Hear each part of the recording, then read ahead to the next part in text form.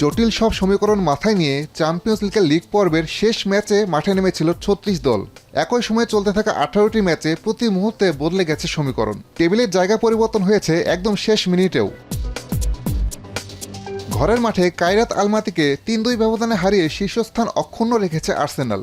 Harry কেইনের শেষ সময়ের গোলে পিএসভিকে ২-১ গোলে হারিয়েছে ২-এ থাকা বায়ার্ন মিউনিখ। গতরাতে সবচেয়ে বড় জয় লিভারপুলের। ৬ বার কারাবাগের জালে বল জড়িয়েছে আর্নে স্লটের দল। টটেনহামও পেয়েছে জয়ের দেখা। ম্যাচের শুরুতে গোল হজম করে বড় ধাক্কা খেয়েছিল বার্সেলোনা, তবে রাফিনহা ইয়ামালদের গোলে ৪-১ ব্যবধানের বড় জয়ে সেরা ৮ নিশ্চিত করেছে কাতালান ক্লাবটি। চেলসি ও স্পোর্টিং সিপির সঙ্গে শীর্ষ ৮-এর অপর দল ম্যানচেস্টার সিটি।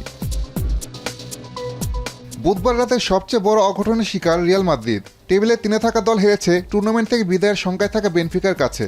সাবেক কোচের কাছে ৪-২ ব্যবধানের হারে প্লে অফে নেমে গেছে লস ব্লাঙ্কোরা। অন্যদিকে হোসে মরিনহোর বেনফিকা শেষ মিনিটের গোলে রূপকথা লিখে ২৪তম দল হিসেবে টুর্নামেন্টে টিকে থাকা নিশ্চিত করেছে।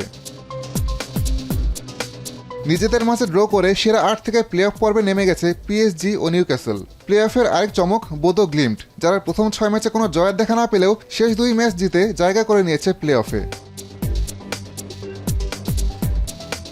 চ্যাম্পিয়ন্স লিগের রাতকে বলা হয় ম্যাজিক্যাল নাইট। বুধবার আরও একবার দেখা গেল এমন প্রবাদের বাস্তব চিত্র, যেখানে জমজমাট সব লড়াইয়ে নিজেদের সর্বোচ্চটা নিংড়ে দিয়ে অবিশ্বাস্য সব ম্যাচ উপহার দিয়েছে দলগুলো। অ্যাবসোলুট ম্যাডনেস যেন একেই বলে। আসাদুজ্জামান লিটন, এখন।